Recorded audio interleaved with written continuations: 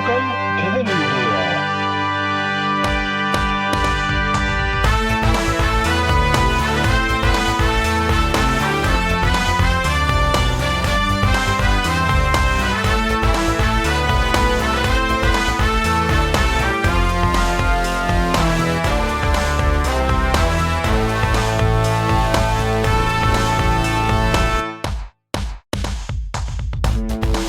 Hey everybody, welcome to The New Deal. I'm your host, Jerry Nutini, and thanks for listening. For more from The New Deal, head on over to thenewdeal.com for The New Deal podcast, blog, and YouTube episodes. And if you like what you see and hear over there, please subscribe, like, rate, and review the podcast, episode, and blog. It would be much appreciated. This week is the second part of a two-part episode on critical race theory. I'm just going to give a slight recap of where I left off last week, just so I can bring anyone up to speed who didn't catch the whole episode and doesn't feel like listening to a whole hour of podcast before you jump into this one. So last week we went over critical race theory. What is critical race theory? Well, critical race theory is an academic concept that is more than 40 years old. The core idea is that racism is a social construct, and that is not merely the product of individual bias or prejudice, but also something embedded in legal systems and policies. That's the definition of critical race theory. As we learned, the conservative take on critical race theory is this. Listen to this clip. Critical race theory is racism, pure and simple. And it should be rejected by every American of every race. And let me tell you right now, critical race theory is bigoted, it is a lie, and it is every bit as racist as the Klansmen in white sheets. So there we go. The conservative take, CRT, is every bit as racist as the Klan in white sheets. So remember the first definition I gave? That was the conservative take, so to speak. So with those definitions in mind, I just want to recap where I left off last episode, what my conclusions were. So we talked somewhat about CRT being in education, whether or not it should be taught in the classroom, kind of the pros and cons to why it should be taught in the classroom. So far as education goes, I said that to omit these concepts from our curriculum would be in and of itself indoctrination and propaganda, because a curriculum like that is going to give everyone a warm, fuzzy feeling about America, and it's going to ignore the larger issues of race and paint that warm, fuzzy picture. It would be the equivalent of making excuses for a partner's alcohol or drug use for the sake of protecting their reputations. And that type of behavior is going to ignore or minimize reality while enabling the continuation of the bad behavior. And in this regard, systemic racism is reality. Systemic racism is the bad behavior that we're going to continue to enable and ignore if we don't address it, and certainly within our high schools and colleges. Conservative critics of critical race theory and systemic racism, who do not want these concepts taught to students, do not see or do not want to see a problem. And if they don't acknowledge a problem, they're not going to have any interest in fixing a problem.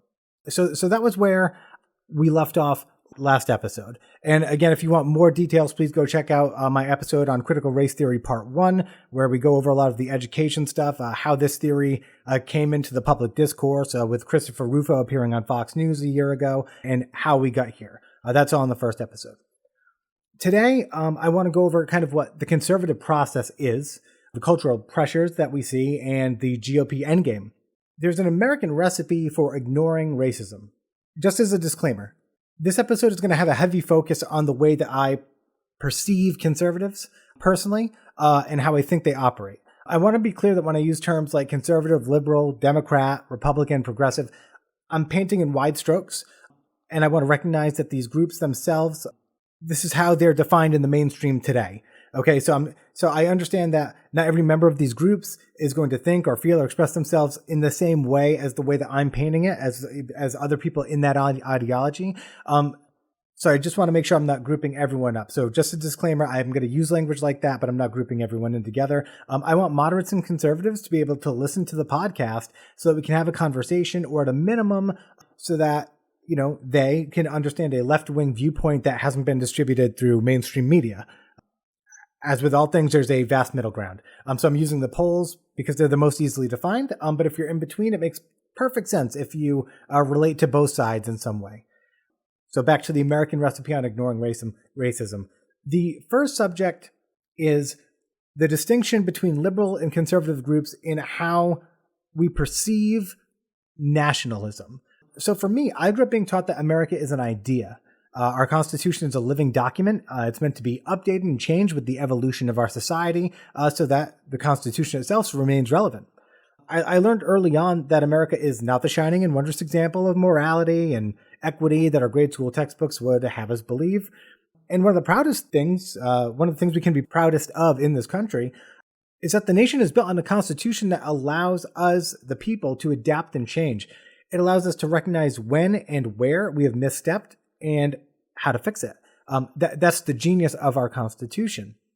But many conservatives subscribe to a more traditional sense of nationalism, in which they see America as infallible. To question America's integrity or that of the Constitution, or to imply that America has ever been on the wrong side of history is considered an act of heresy.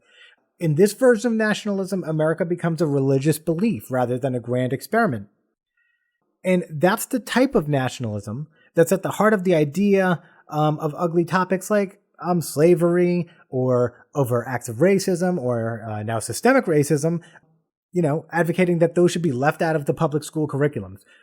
If we dare to explore what's driving that kind of nationalism, we find a strange mix of willful ignorance, naivete, and a healthy dose of denialism.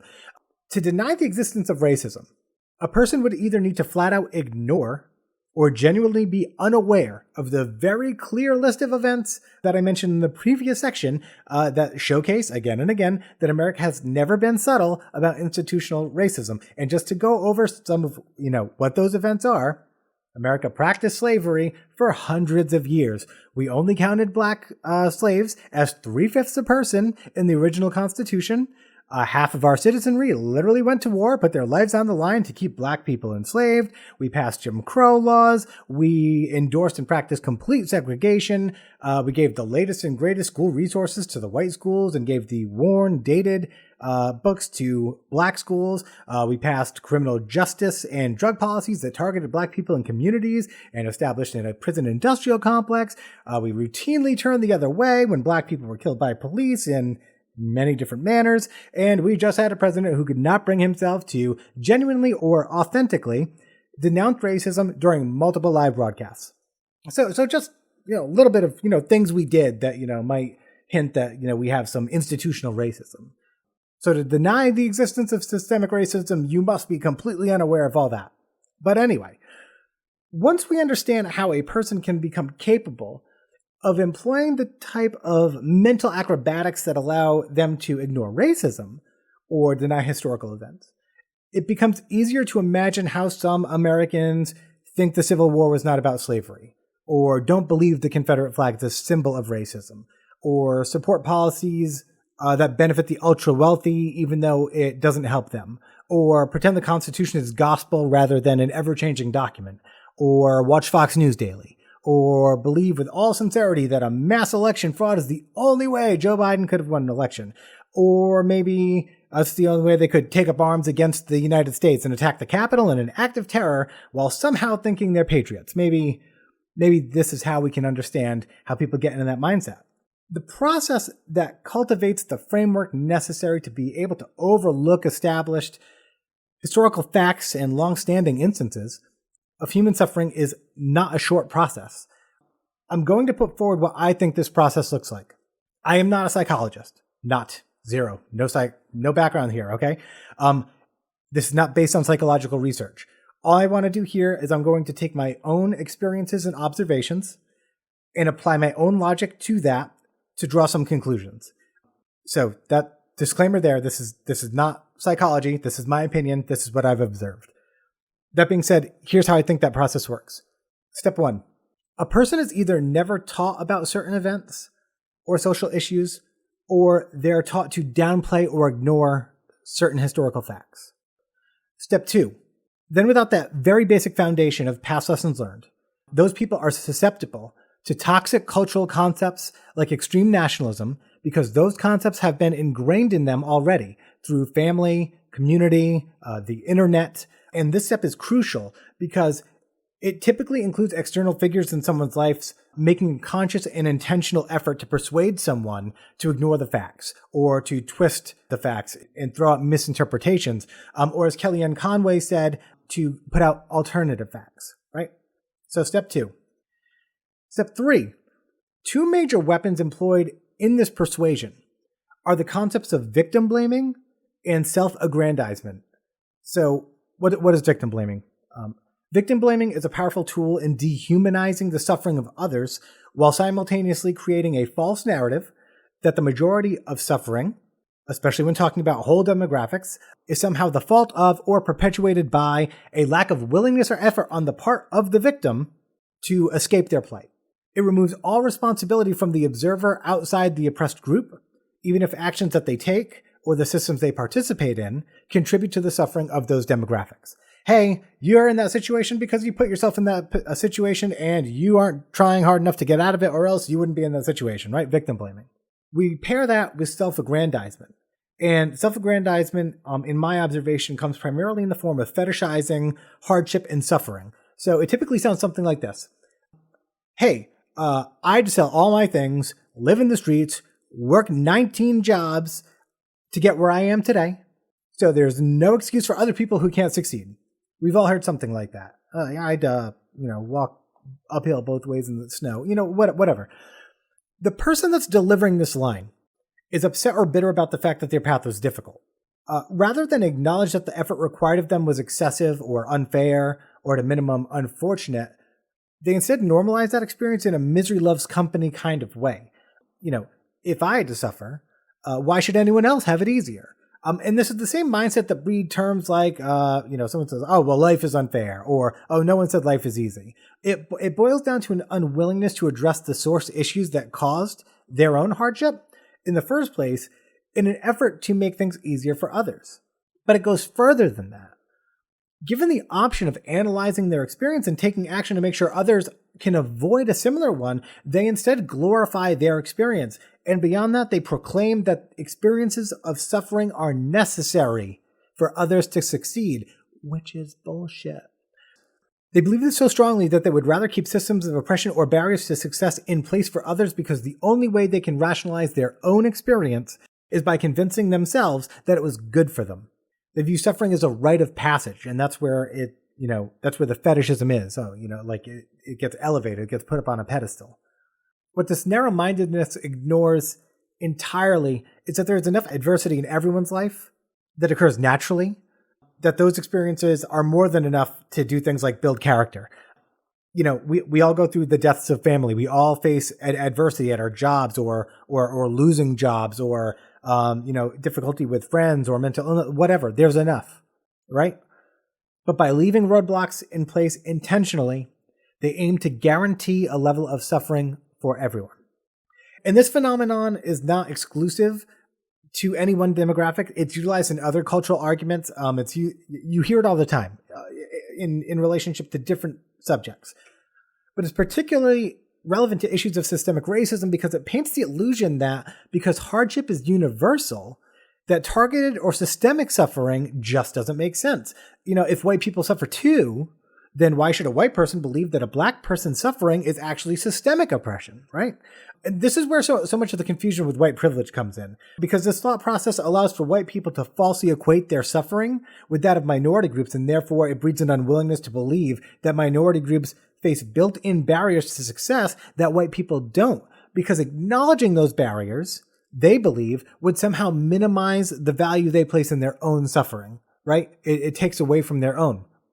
So to recap, step 3 is victim blaming and self-aggrandizement. Step 4, once basic facts and truths are denied, and an extreme feeling of nationalism takes root within a person, that person's going to become defensive about any challenge to the workings or reputations of their country. They're going to become resentful of people who offer even mild suggestions or alternatives to the status quo of their belief system. And because their love of country borders on religious fanaticism, they're going to begin to hate anyone who begins to bring about change that flies in the face of their perfect America, or perfect whatever country, really, because this applies anywhere that this mindset can happen. Step 5. Now, if they're angry and feeling defensive and scared, they turn on right-wing media. And the like-minded personalities that they find there, paired with the familiar disregard of truth and fact and extreme hyperbole, are going to feed their conviction. Step 6. Then the people feeling this way do things like complain about Dr. Seuss books being removed from the market, or demand CRT not be taught in schools, even though it hasn't been taught in schools, or buy into long-planned, extremely obvious narratives of a fraudulent election campaign, being described months before the election ever occurred, while simultaneously also believing that if their candidate wins the election, then there must not have been fraud, right? Simultaneously, their anger, their fear, their warped sense of reality is going to leave them vulnerable to brainwashing and the types of calls to action we witnessed leading up to the insurrection of January 6th. And suddenly people who profess an unyielding love of country and consider themselves the epitome of an American patriot are laying siege to the U.S. Capitol, literally taking up arms against the very country they say they love. It's a long process. It starts when we're young. It's complex. It's not easy. It's not something that happens overnight. It's not something that happens without a lot of effort, conscious effort on the parts of multiple players, whether it be family members or a political party or, media that's trying to get their message across. What these people don't often say out loud is that they only love the version of America that allows them to comfortably ignore wide-scale issues of race and frequently their own privilege. Once the blissful ignorance is challenged, they have no issue attacking their country despite the lack of any fundamental transgression on the part of either the government or the citizens. Based on conversations I've had or I've seen on social media, I've seen people say that they will take up arms against other Americans or the government if something is done that they don't like a constitutional repeal or reform of the Second Amendment, for instance. But they would take up arms simply because they don't believe that those changes represent the America they believe in. They are willing to undermine the Constitution and the framework of America in order to preserve their own definitions of them, even if the majority of the country wants to move forward and continue progressing. In short, the same recipe that allows a person to ignore racism lends itself to the kind of extremism and fanaticism, especially in the age of Trump, and it should not be taken lightly, okay? So I'm a liberal. I know there's a lot of moderates out there. What is very seldom acknowledged is how the radical right became radical. There is an assembly line in place for this to happen. There is a reason that when Trump came into office, so many people changed. Their opinions changed, their demeanor changed. They were saying things that you've never seen them say before. That wasn't accidental. There are mechanisms in place that are making these people second guess their beliefs, making them feel scared, making them feel anxious, and then saying, oh, well, we need to take stronger action. We need to take radical action because now I'm scared for my own well-being. And it's a slow kind of deliberate brainwashing. And we don't talk about it enough. We talk about far too much, oh, well, that's crazy. But we don't talk about how the crazy got there and how it's staying there. After the attack of January 6th, a lot of Republicans in office, I believe, really thought that Donald Trump was going to lose sway with voters. They were calling for commissions. They were saying, oh, yeah, let's investigate January 6th. They were calling for investigations. They were calling for committees to be formed, generally unified, on that note at least. But over time, as it became clear that Trump wasn't losing as much power as they thought, they all backpedaled. There's this beholdenness to Trump and that type of far-right ideology that sticks. And the reason it sticks is because of fear on multiple levels from our politicians all the way down to the voters. And I say it shouldn't be taken lightly because it is a process. It is an assembly line. It's not by chance. It's not just people being crazy. Like, oh my God, what were they thinking? Oh, they'll change. They'll come to their senses. They won't if there's a system in place that is continually working to keep them exactly where they are. Okay? So that's the process. That's what I think, people go through to get to the mindset where they're, storming the Capitol. So there are challenges here. There are challenges in moving forward as a country. There's challenges in unifying. What does that look like? So just on the subject of systemic racism, critical race theory, I'm a generally open-minded person, or I try to be. I've had to change a lot of my viewpoints in my lifetime because I was uninformed on them and I felt really strongly about them. And then over time I learned oh, you know what? I'm not thinking the right way about this. Maybe I should rethink how I'm thinking about this on a number of subjects. And this is no different. So despite me being relatively open-minded and I'm curious and I'm willing to put an effort to learn and understand ideas like white privilege or systemic racism or critical race theory, those were hard and uncomfortable lessons for me to learn.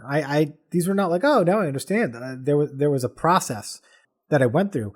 And, it made me defensive. It made me feel a little bit guilty. You have to work through that. I think that might be the natural reaction for a lot of people, even though it's not the right thing to feel because that's not productive. But you have to work through that. It's uncomfortable. So imagine if we have a straight white male in their 30s or 40s who has extremely limited knowledge about racism, and they do not or will not believe in concepts of systemic racism, and they don't believe that America is a racist nation. They believe that we're post-racism because we had a black president. They hear terms white privilege and they get defensive because they feel like they're being blamed for their whiteness. And then pair that with a strong sense of identity politics. That person's probably likely, loyal to the Republican Party or to the conservative ideology at least. At a minimum, if they ever wanted to learn these concepts, it'd be a betrayal of their political community. Just to touch on that, currently, I think we see this more with Republicans than Democrats. And I don't think I'm being biased here. I might be, and if I am, please let me know. Democrats regularly challenge their own leadership. Regularly, from both the progressive side and the moderate side. You've got AOC and Bernie Sanders pushing for big programs that will bring fundamental change to America, at least I believe, in a good way. And then you've got the Joe Manchins of the world who are saying, ignore them. We need to be working with the Republicans in a bipartisan way. So you've got it from both sides. And there's a wide spectrum. And yet, AOC's not being removed from her committees. Joe Manchin's not being removed from his committees. They're all part of the same party. No one's being punished for, taking the opposite view of the party. Republicans have said to their members, if you don't fall in line, you're going to be ostracized. And you're going to be removed from positions of power. You're going to be removed from committees. And they say this no matter how radical an issue is being pushed. Basically, if it's coming from Trump or it's coming from McCarthy, that's what it is. And if you step out of line, it's over, right? There's a zero tolerance policy. It's an authoritarian way to run your party. That really can't be denied. We're talking about a party whose majority of House reps voted against certifying an election, and in both chambers, who voted down any investigation into the attack on our Capitol. If a person who's open-minded and willing to put in the effort to learn about these concepts and theories can struggle with them and be made uncomfortable by them, then the likelihood that someone who's typically unwilling to explore such concepts, the likelihood that they'll come to understand those concepts, never mind advocate for them or for social change, is pretty close to zero. And that gap in unwillingness to challenge the status quo and the will of people, top to bottom, politicians to voters, to self-reflect, that's at the heart of most of the political division in the country. But it's especially relevant to racism. To many conservatives, racism is a zero-sum issue, as in they believe that if you empower Black Americans and remove the social barriers that have oppressed them, that will automatically disadvantage white Americans. And that's not the case. And they get here because they're not really concerned, conservatives, about equal competition, because in their minds, they've earned everything that they have earned already as if the playing field were equal. But they still unknowingly project their belief that if Black Americans have the same economic support, education, access to voting, and representation, and were not disproportionately targeted by the justice system, that it might be more difficult for a white person to succeed. They channel that, right? Plainly put, many white people understand that Black Americans are disadvantaged simply because they are threatened by an America where Black Americans have the same opportunities from childhood as white kids. And they justify their fear by vehemently arguing that the playing field is already even. Therefore, any other support or reform or rights that would help Black Americans are viewed as unfair advantages in their eyes. If we empower Black people, we'll be giving them an advantage because they see the playing field as even now. So if we're doing anything to help the Black community, we must be giving them an advantage. And it's a gross viewpoint. It's hypocritical and it's self-serving, but it's complex because for some white people, these issues touch on their sense of identity. Their sense of success or self-worth, and these concepts challenge the beliefs that exist at or are close to their core. I'm not offering this as an excuse. I'm just saying like, oh, well, their feelings get hurt. So, it is what it is. I'm not offering it as an excuse, but rather as a demonstration of why it's so difficult to change hearts and minds. Any issue that threatens a person's core set of beliefs is going to elicit a similar defensive response in anyone on any issue that they feel strongly about. If you tell me that you're going to take hockey away because you don't like it, I'm going to be really upset about you taking hockey away. And if you can find a really good reason, maybe I'll consider it, but I'm going to have to put a lot of effort into considering it because I don't want you to take hockey away, right? We're up against human nature, or at a minimum, we're up against the human ego. And so nothing short of cultural or generational evolution, fueled by comprehensive, honest, and sometimes uncomfortable education, is going to help to further bridge this gap. It's extremely difficult to unlearn what you've already learned, what you already believe in, which is why students should be exposed to concepts of systemic racism from the beginning. Once they're exposed, they can do whatever they want with that information. But to withhold that information from them entirely, it does students in America as a whole a disservice.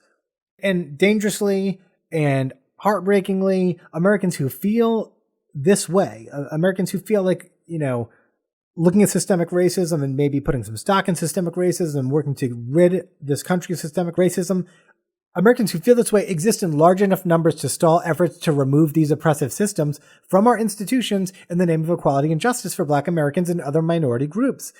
And that means that every day, in every state, in every city and town, there are Americans, our fellow countrymen and women, who will continue to suffer at the hands of white advantage-based society because there are people out there in large enough numbers who deny that systemic racism exists.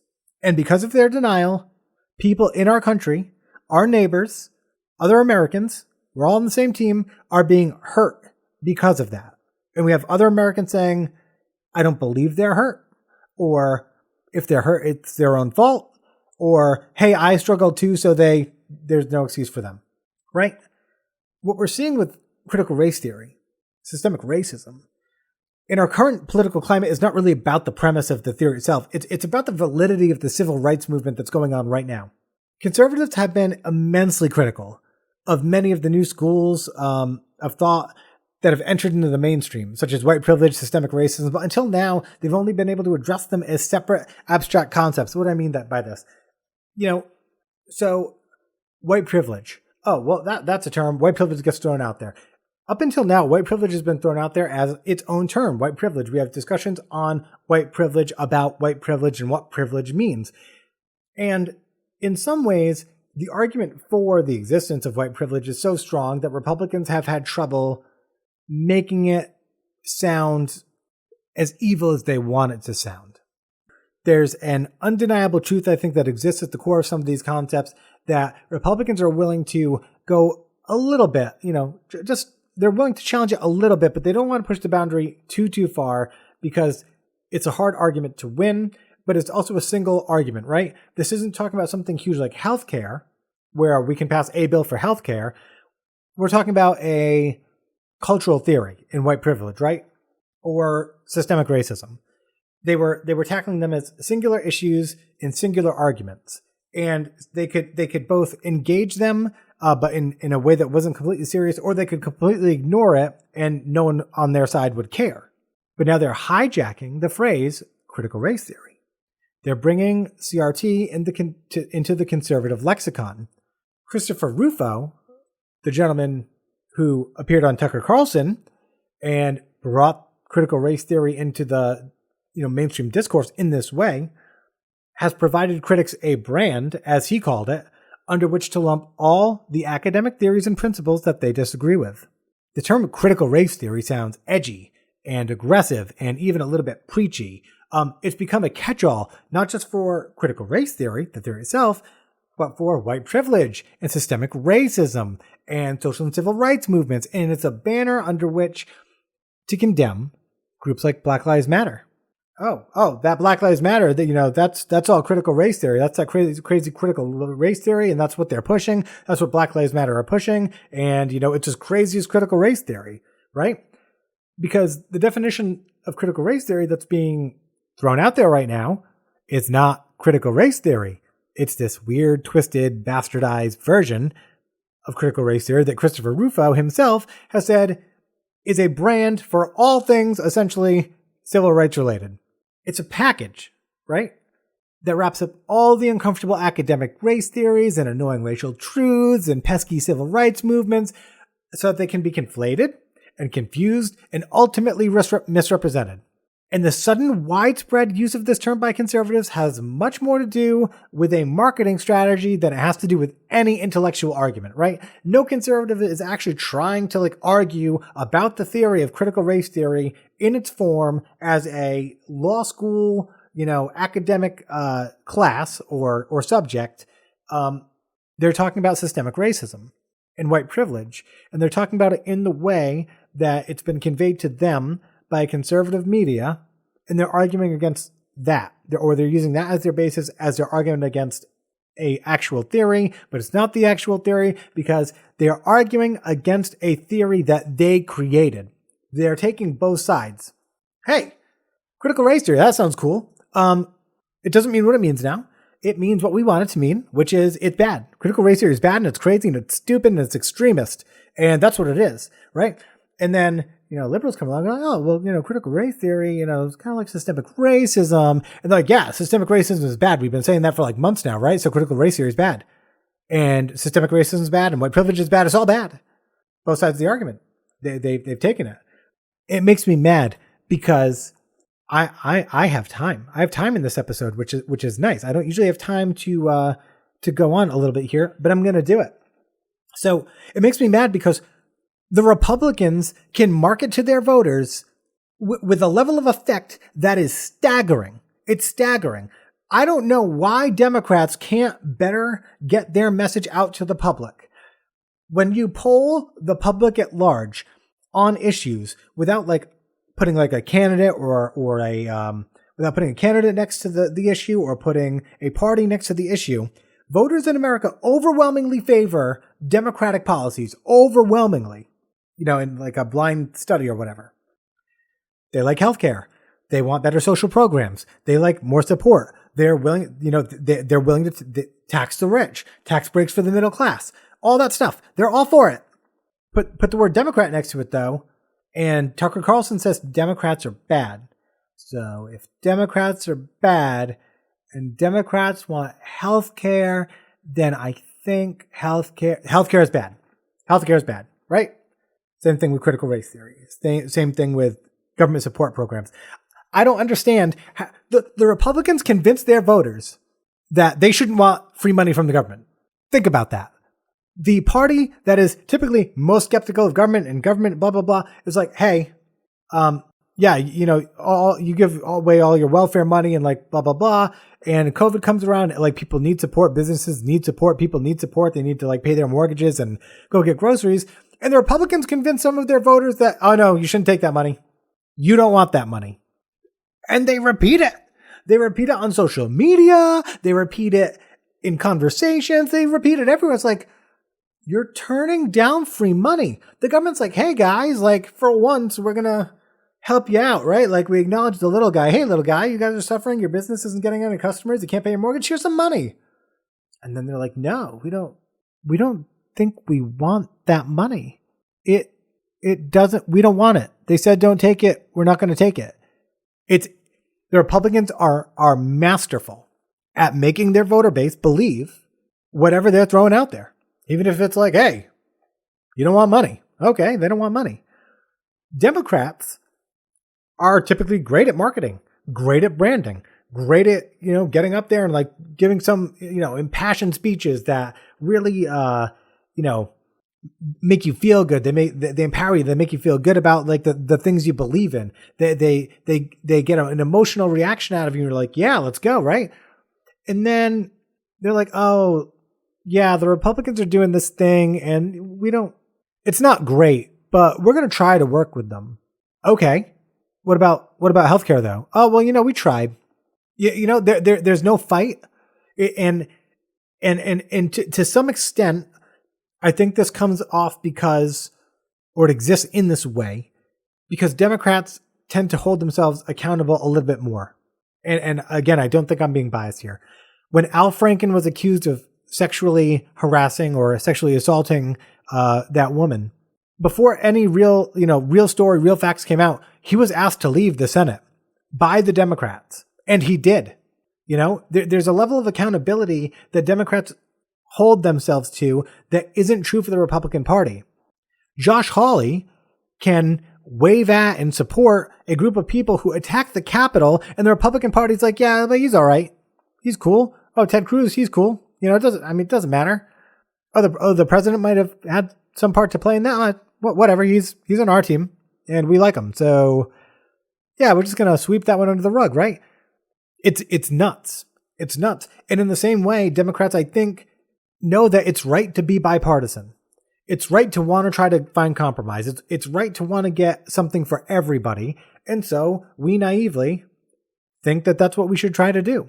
And then Joe Manchin throws out plans with compromise in them, and Republicans laugh at him, and they're like, no, we're not passing that. Oh, it has everything we want in it. All right, well, you wrote it though, so we're not going to pass it. It's infuriating because Republicans say they want all these things, but then they don't practice what they preach. I don't know what needs to happen here. I don't have a solution. All I'm saying is that Republicans can convince Americans not to take free money. Republicans can hijack a phrase like critical race theory that came out of some legal academic book. No one had really ever heard of it before besides people in the law field.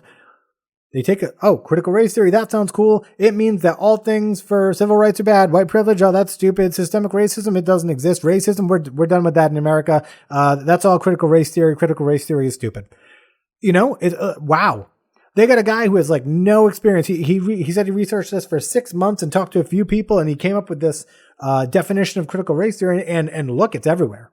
It's everywhere. Some nobody was like, hey, this, and half the country was like, yeah, that. I don't know. I don't have a solution for it.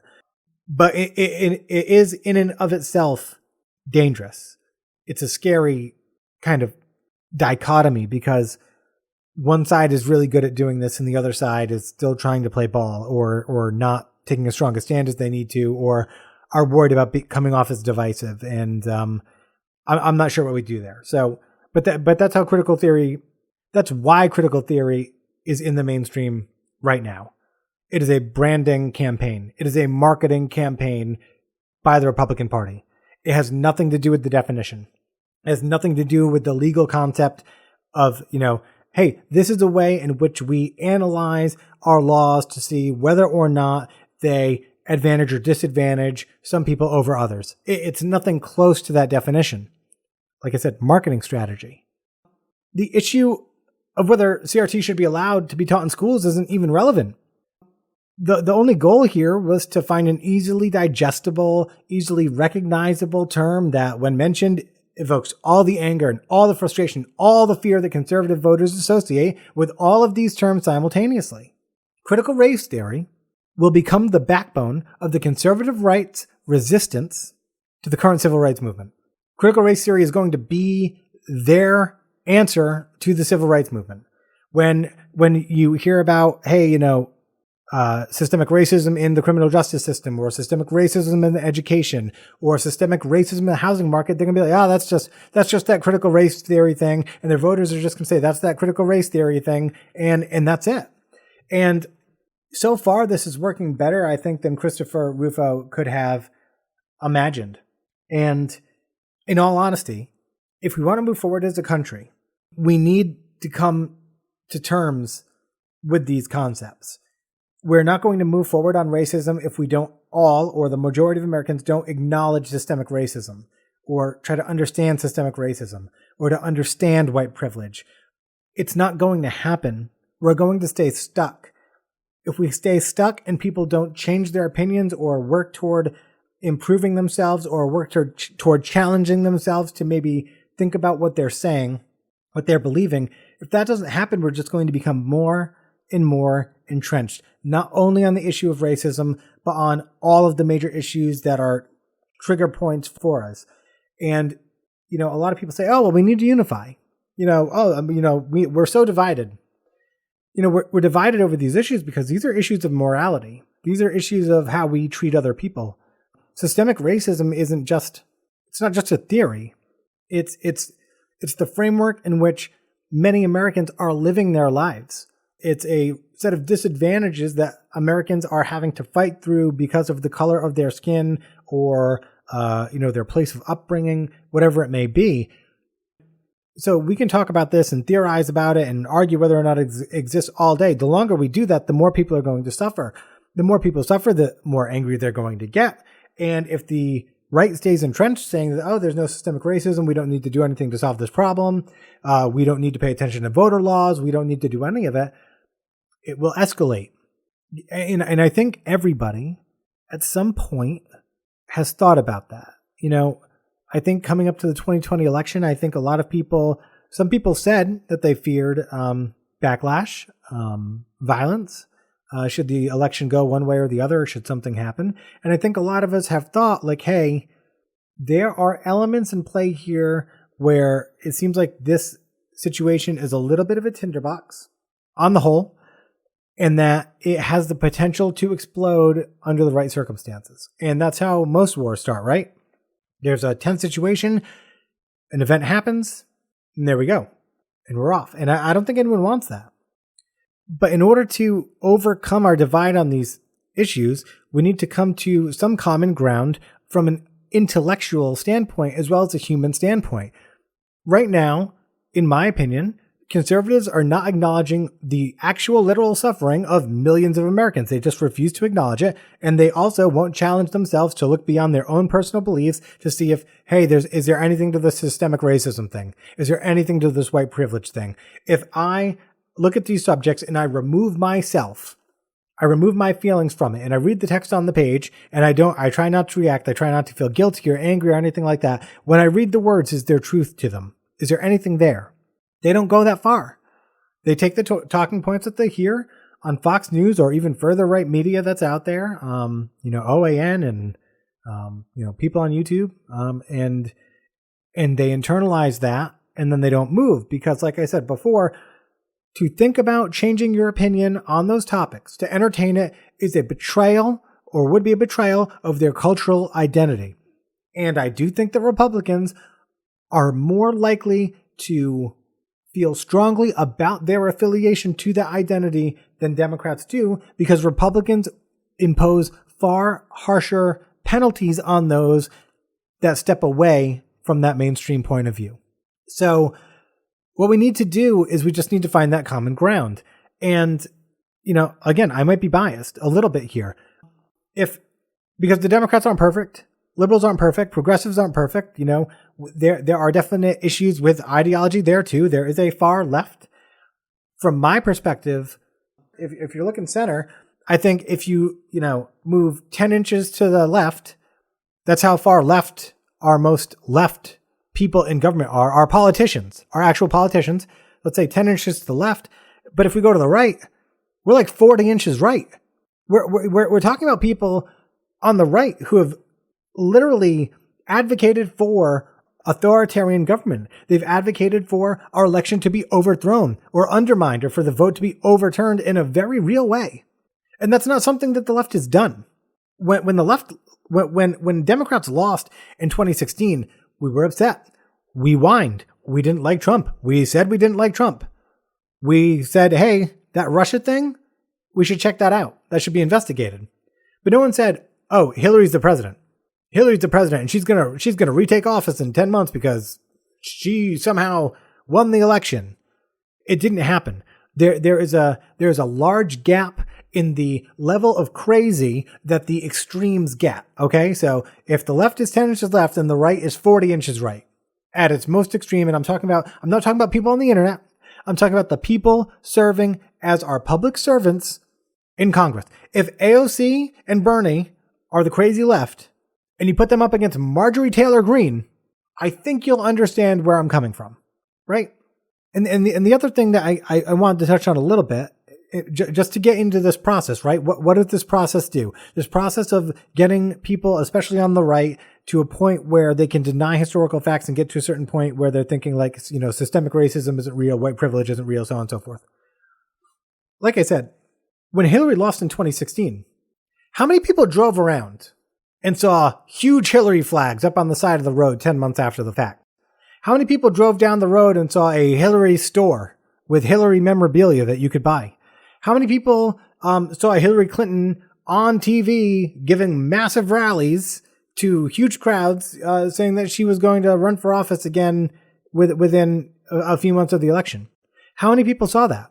How many people saw huge Hillary banners in people's windows or, who? It didn't happen. It's a level of insanity that we're seeing with people who voted for Trump, especially, and Trump supporters, that we've just never seen before in the history of this country, and it cannot be equated to anything that the left has done. It just hasn't happened. It hasn't happened. No one can pretend it happened. If you can pretend it happened, then you've fallen victim to the process that I've described in this episode. A little bit of reality goes a long way. So, getting a little bit off topic here, but back to critical race theory. This is the second episode on critical race theory. I defined it in the first episode. I talked about what the Republicans think of it. We heard Mike Pence, Ted Cruz earlier this episode. It's as critical race theory is as racist as the Klansmen and white hoods, right? Like I said, that's 40 inches of extremism on the right? If we're gonna qualify it, that statement is 40 inches of extremism when compared to the actual definition that I read off at the beginning of this episode and the last. So you've got critical race theory. It comes in with Christopher Rufo on Fox News. Republicans get incensed about it, and then they demand that it not be taught in schools, even though it's not being taught in any public schools, K through 12, anywhere in this country. Like I said last time, the Republicans have managed to mobilize against a problem that doesn't exist in a way that if they applied to real problems, we'd be in great shape, if they focused on constructive issues and actually getting stuff done. But what does that say? It says that there is a perception in this country, there is a feeling in this country that says that even the thought of an idea like systemic racism or some of our bad history, our dark history as America, being taught in schools is dangerous. Those are dangerous things to teach. We don't want them taught here. And what's the motive for that, right? Because if people can truly do whatever they want with the information, what's the harm in giving it to them because it's fact? Nothing. They're trying to shield people from these facts. And they're doing it because they don't like what the inevitable outcome of a civil rights movement is going to be, which is easier voting for minority groups, easier voting for all Americans, and therefore easier voting for minority groups as well. Better opportunity for Black communities and minority communities from the time that they're born that are the same as, that I get to experience. So many people in the Black community, minority community have had to face obstacles and barriers that have never once come close to threatening my experience as a white male, right? And these ideas are scary to a lot of conservatives because they believe it's a zero-sum game. In some ways, there is a self kind of delusion that is keeping them where they're at because in reality, equality doesn't hurt anybody. Equality will not disadvantage white people. It is not a zero-sum game. If we empower Black people and minority communities, we are all better for it. We have high-paying, high-tech jobs with unfilled seats that Americans can't fill because we're not educated enough to fill them. Let's educate everybody. Let's get those seats filled. Let's get Americans in those jobs, keep the money in this economy. If we help everyone come up to the same floor to start at, we will be better off as a nation. Period. The better the middle class and lower class are doing, the better the country is doing. We have literally a case study with the New Deal after the Depression and after World War II to prove all of that. We have the evidence. It's been done. Let's throw out the bad word. When the socialist programs were put into place after World War II, the economy boomed, and we have all of those things today. And no one wants to let them go. They're critical to the American experience, right? When Americans are polled on the issues, they overwhelmingly favor Democratic policies, as in parties pushed by the Democratic Party. It is the affiliation with identity, which both groups are definitely guilty of, but is the association with a group that prevents people from voting in their own self-interest most of the time, right? And because those groups are powerful, and in this case, the conservative right with critical race theory, because they're powerful, because they're persuasive, because There are mechanisms in place from birth up through the time you become a voter to make sure that you vote a certain way in many places. The divide is there to stay. If you take anything out of these 2 episodes, anything at all, if you can disagree with me up and down on everything I've just said. If you take away anything at all, it is when you hear a new term for the first time, don't listen to the guy on the television screen. Don't. Go look it up. Go to a dictionary and look up the term. I've never heard that before. They're saying this is bad. What is it? Go look it up. Oh, it's that. That doesn't sound so bad. Okay, why doesn't it sound so bad? Do a little bit of your own research if you're invested, if you hear something. I think it's weird that people can get really, really passionate about a subject like critical race theory when they actually know nothing about critical race theory.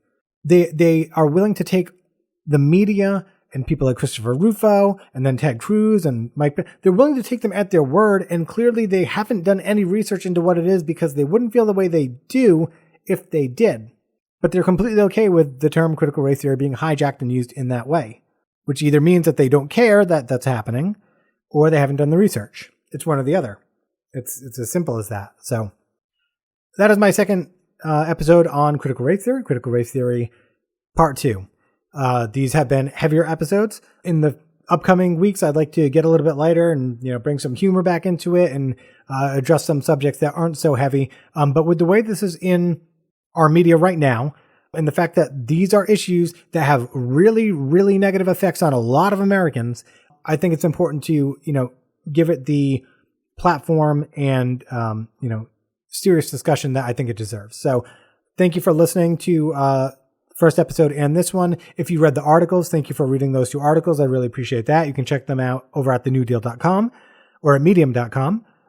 Thank you again for listening. Thanks for listening to New Deal. Go to thenewdeal.com. Listen to the podcast on Spotify, Google Podcast, Podbean, Apple Podcast, whatever it may be. Please like, subscribe, and please rate and review the podcast. Let me know how I'm doing. 5 stars would be appreciated. Doesn't need to be, hey, I disagree with you on this subject, and be like, hey, your podcast is generally informative, and even though I disagree with you, it's all right. We'd definitely appreciate it. So thanks for that, guys. Thanks for listening to New Deal. Hope everyone had a happy 4th of July, and I will talk to you guys next Wednesday.